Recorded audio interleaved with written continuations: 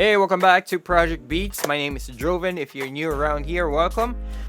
This is a long-term review and update to my current build, my experience so far with it. I will share with you some of the things I like and some of the things I would like to improve and some of the things I wish I knew before taking on this project. By the way, I'm trying this new setup with my condenser mic to my interface going into the camera so I don't have to sync in post.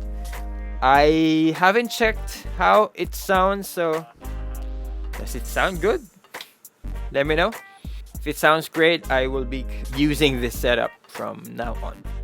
If you want to know the routing of that or how I record my videos or any questions at all, just let me know in the comments below and I'll try to get to them.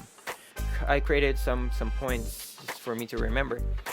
First and major reason of converting acoustic to E-drums, as with most of us who are doing this, first is noise. We are just renting this unit. It's very small, and if I play acoustic drum set here, I can easily be heard by the neighbors, especially during this time where we are on this pandemic. Everybody is working at home, so I can't be just playing around and disturbing everyone that's working around here. Especially my wife and I are sharing this space. She's working all day and it's a very small space. We are staying in a studio unit, so literally across the drums is the table where she's working, and she's on calls, on meetings all day, so we can't have the acoustic playing here. This is the best solution for my current situation, and anybody who's renting in a small unit with neighbors in close proximity. So this is the best solution for a practice session. It's been serving me well for that purpose. Like, I can practice anytime and I can record anytime I want. There has been some recording that I did around maybe 11 or 12 midnight without any problems at all, because it's an electric drums, right? So the setup is doing its job and I'm quite happy about that. Okay, here are some things that I wish to improve with the current setup. It's not as accurate when recording into Superior Drummer 3. I would still need to go in there and fix some of the missed triggers, mainly from the snare drum and the way this ride cymbal is mounted on the drums. So if you are familiar with the Tama Club Jam, the ride cymbal stand is mounted directly on the bass drum.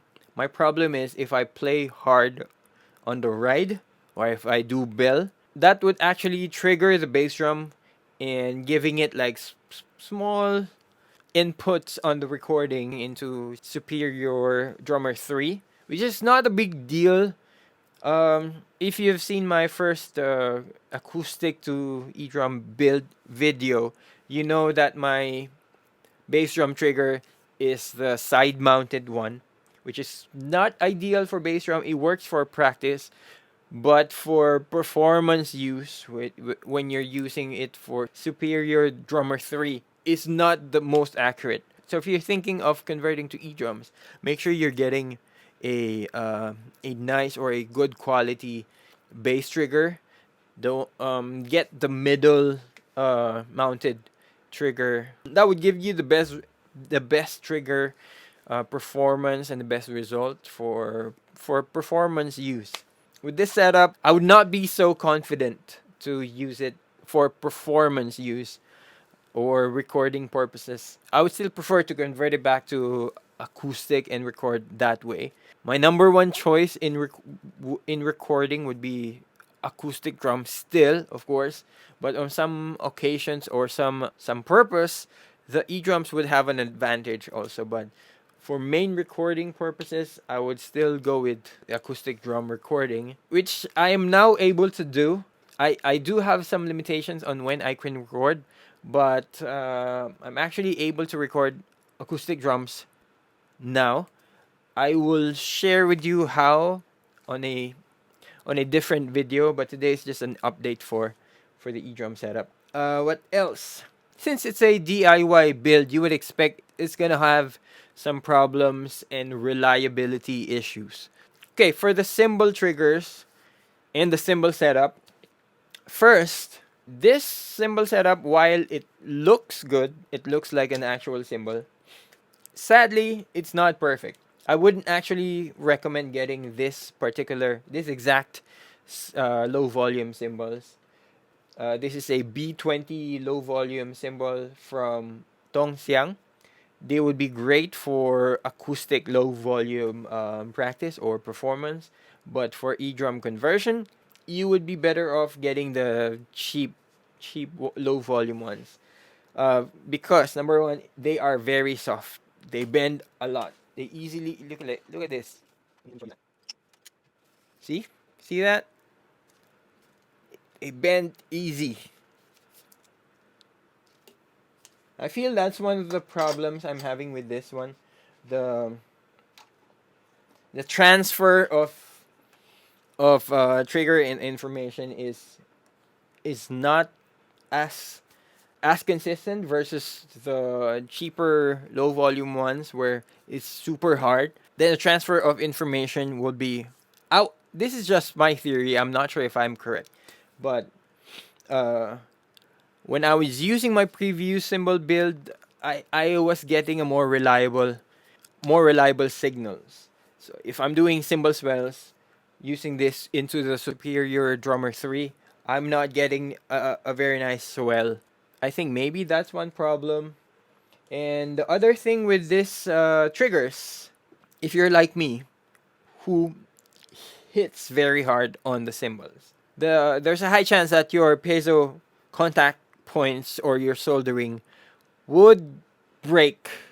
I forget how many times I went and opened that trigger box to resolder those lost contact points, those piezo connection, either the piezo or the wiring to the jack and all that. Something is bound to get broken. But I found a hack, if you will, to at least prolong the life of your piezo triggers, and that is to use glue gun. For the Go E-drum, I think now they are using a shrink wrap or shrink tubes to cover the piezo solder points. If you're watching this and you bought the triggers from Go E-drum, I would go ahead and cut those shrink wraps or shrink tubes and glue gun those contact points, those solder points in the piezo itself. That so far has prolonged the life of the cymbal triggers. The other one is the hi-hat mini trigger box. The edge trigger connection point inside, the two pins, for some reason it just goes out of that pin. So what I did is I used blue tack to at least keep it in there. It still gets out of the connection, but it takes a bit longer now before that happens. So if I get tired of opening this one, I may just super glue it together at some point. I don't know. So those are the problems that I had with the ECymbal triggers. The edge trigger works fine. They work great. I had no complaints. The bell, though, for the 3-zone setup, for the bell you would have to go in and change your setting and change your bell level to something higher, because since it's under and it's another piezo, it's not as accurate as having a membrane for the bell. I would still prefer the accuracy of the bell membrane compared to a piezo. In terms of easier installation, the Go E-drum setup is way easier. I wish Merc would come up with an easier setup for the bell membrane. I heard they are coming up with an update, but I haven't seen anything so far from their eBay store. So if they do, I might go ahead and get one to update this bell trigger. But for now, this is okay. The Go E Drum setup is still more convenient to install if you are a beginner and if you're not so handy on DIYing stuff or a bit lazy like me. Just go get the Go E Drum. It's fine. It works fine for practice anyway. So yeah. Another issue with this is the spinning cymbal. As you can see, my cymbal lock is this Tama quick release, which is not so helpful. I might replace this with the old school, twist lock types. I don't know what it's called. But yeah, if you have this on tight, it doesn't spin too much. But after a couple songs, maybe one or two songs, I would just have to like constantly move it, move it like center, so the trigger is facing me. But if you if you know a way to stop the cymbal spin, please let me know in the comment below, and then I'm gonna give it a try. Okay, another thing on the cymbal is this rubber rim from Go E Drum. There's one comment before that their rubber ring breaks or cuts from the cymbal hit. I was like wondering how that would happen because I had this industrial type. I think these are for cars or building materials. I don't know. The one that I just DIY'd and cut and put together myself. I never had those issues, so I was wondering how can you cut through this thing? This is indestructible. Now I get you. This rubber ring from Go E Drum, the soft one and the elastic rubber type, is not so strong. So I'm getting a cut now from the. Let me show it. I'm now getting this cut here. If there it is. Okay. Don't know if it will focus, but yeah, it doesn't focus. Focus. See that? So I had to like move that around so I don't hit that same spot. Don't get the Go E Drum rubber rim. It breaks. Go get the one from Metal Store. I think that's the name. I forget the name. I will link it in the description below. Just go get that. Takes a couple minutes to super glue it together. Just cut to length, super glue. You're done. I never had problems with this. I've been playing with this for more than a year now, I think. I never had any issues with them. They are very strong. So just go get that. And next thing is, okay, going back to the SD3 accuracy problems. The major issue I have is the snare. The ride triggering the kick drum it's not a big deal. You would just see a lot of small triggers on your bass drum. You don't really hear it when you solo the bass drum. But still, I plan to fix that by getting a separate stand for the ride so it's isolated from the kick drum. My major issue with performance is a snare. I could never get this to work properly in terms of getting a nice rim click sound and a nice rim shot sound. That's always my biggest problem with this build, and never had a chance to fix it. I think I may have the solution for it. I may have to do a proper center mounted trigger build. I am planning to do kind of like a R drum center mount assembly or a spider thing maybe. Some of you probably know what I'm talking about, but just the parts, I'm not sure where to get the piezo or the trigger foam. If I don't find anything and if I decide to pursue that, I might just go with the Roland replacement foam from Drum Tech maybe, or get some parts from R Drum and DIY the rest of the stuff. Just the main things, maybe the piezo and the foam, or just the parts that I don't know where to get. Yeah, that's about it for the performance issue. Just the snare, but for practice purposes, no problems at all. It's just with the performance. Sometimes there's a misfire with the rim shot. You want a rim shot, you're getting center, and then you want a rim click, you're getting rim shot. So that's my biggest problem with the snare. Okay. What do I have next? I'm thinking of getting a China as an additional, maybe in the future. I would just get Zildjian L80. If you have that, I think those are great for the conversion. What else? Oh, snare rubber ring. Got this snare rubber ring from Joe Becky. Now I have rotated this thing a lot of times because of this. I don't know if you can see that. It's not gonna be in focus because my camera is fighting me. Okay, focus. Here. Those are the holes I'm getting here. Death by rim shot. I only got a rubber ring for the snare drum because I feel that's the only one I need. If you are gonna get a rubber rim for your snare drum, don't cheap out. Don't do the same mistake I did. Get a Pintech or Drum Tech. Looks like it would last. Rubber rim that are really made for snare drums or for a rim. They have like a shape inside from the inside of the rubber rim that would fit perfectly on the rim. So get those instead. It's a bit expensive, but compared to buying 2 or 3 of those, I'll just get the one good rubber ring from Pintech or Drumtech.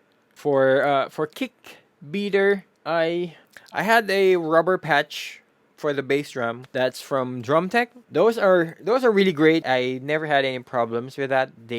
You put it on, they stay on, and it's thick, so your mesh head will stay protected. My problem is I went through a couple of beaters until I learned that the best ones are plastic or wood. I'm using the Vickford wood with the flat side and a rounded side.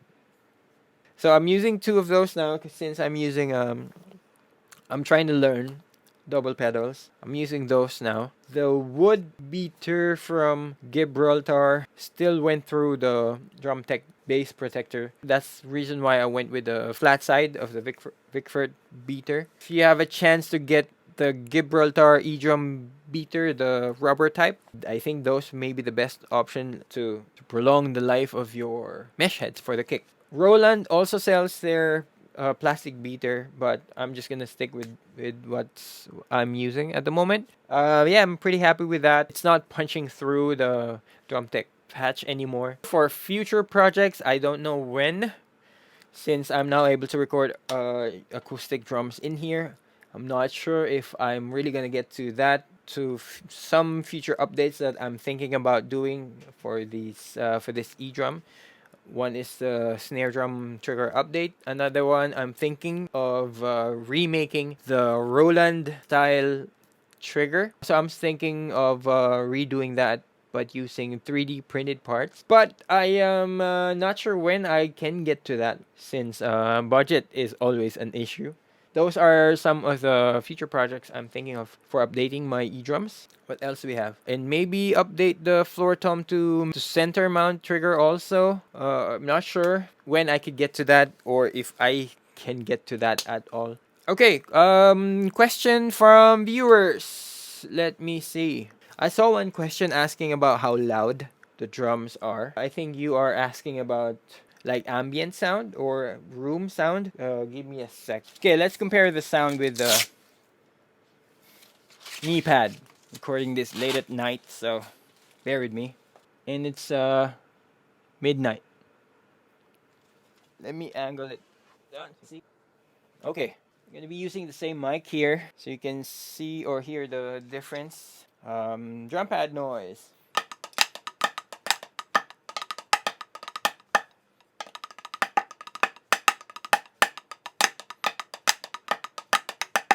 Okay, drum noise.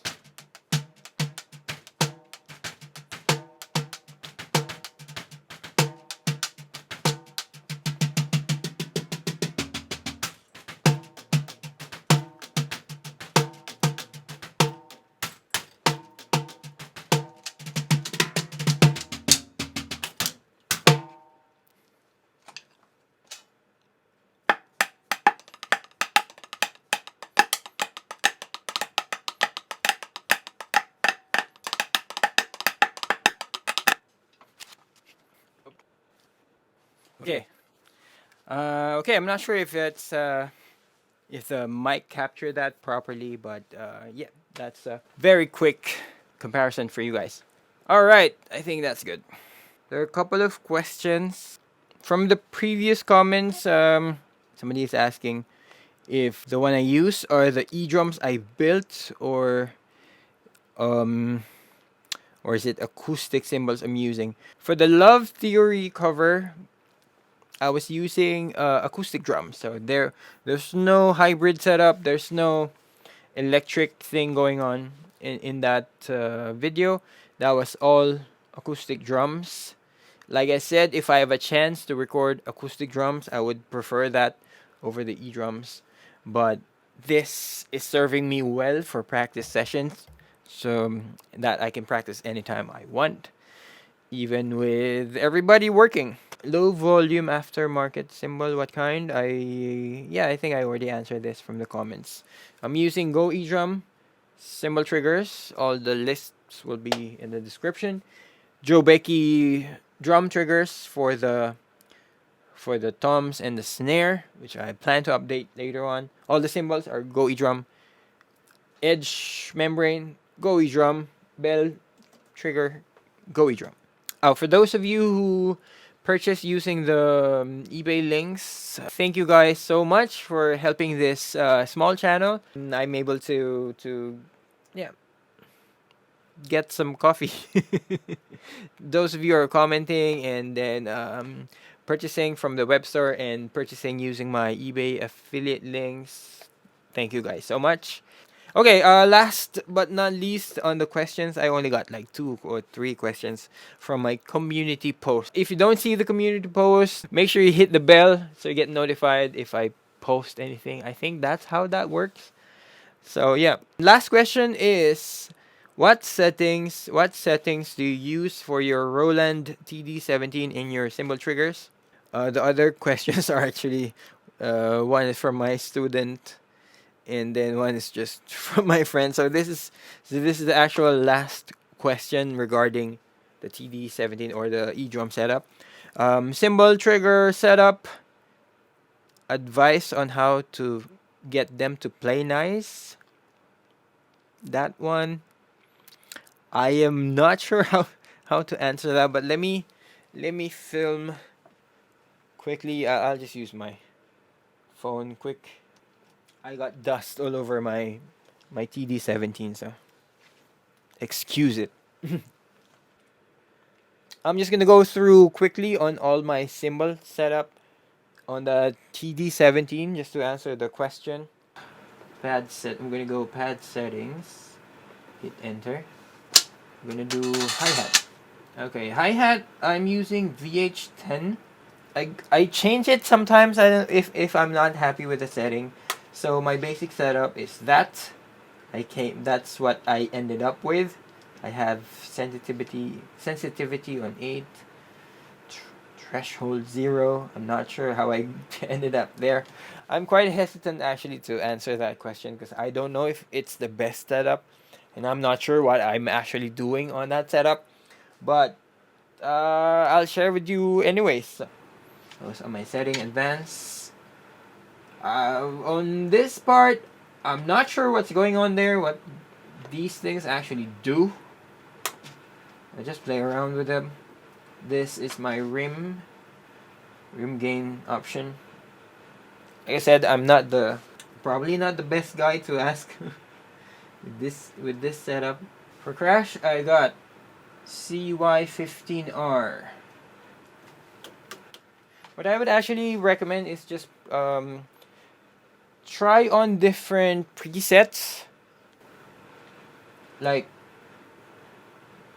this. Like for now, no, not VHN. That's for hi-hat. Start with CY15, 13. I don't know. I ended up with CY15R, and these are my setup. Almost stock setup. Sensitivity is 8. I raised it up to 8. I feel that gives me a little bit more dynamics. I can hit harder. And rim gain, just stock. I think that's stock, or maybe it went to stock because I changed it. But anyway, this splash is actually Tom 2. As you notice, I only have one tom, one rack tom. This is Tom 2, and I changed it to CY8 template. And my setting is that A2 curve linear. This is my other settings that I don't know what's happening there. Okay, for the ride, we got CY15R, sensitivity 6 and 2. That's my setup. And for the aux, Crash 2 is CY12C, 7 and 2. Nothing on the rim. There, okay, I'm gonna go through everything for the snare. I'm using PD105X. These are my settings. Rim, head rim, neck stick, cross stick, values. I tried playing around with those a lot.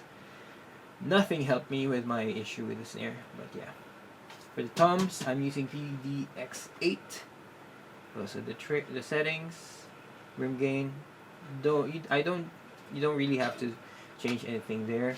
For the floor tom, I'm using PDX8. The same. Let's go to levels. Okay, let's go hi-hat. Okay. The edge, the rim or the edge membrane is higher than my bow. I want to get that difference on the bow and edge on the hi-hat. So I like to get that edge a bit louder when I play. For the crash, you can see the different levels also for the head and for the bow and the edge, which I'm not getting right now. That's there. Okay, for the splash, that's just one zone. So, and then for the ride, here we go. For the so head. And the edge will be on the middle, and bell is that's the bell, the rightmost. I usually have that a bit higher. You can play around with that if the sensitivity is not great for you, depending on how the sensitivity is for your setup. Let me take this out. Those are my updates and long-term review for my E-drum setup. You may see me using it for some demos, performance, or breakdowns in the future. But for covers and whatnot, I might be using the acoustic drums more. If you're wondering how I'm able to record my an acoustic drums at home now, that will be on a separate video, so make sure you subscribe and you hit the bell so you don't miss out on that video. So far that's it. If you have any questions, comments, suggestions, or anything at all, write it on the comment section below. Thank you guys so much for watching, and see you guys on the next project.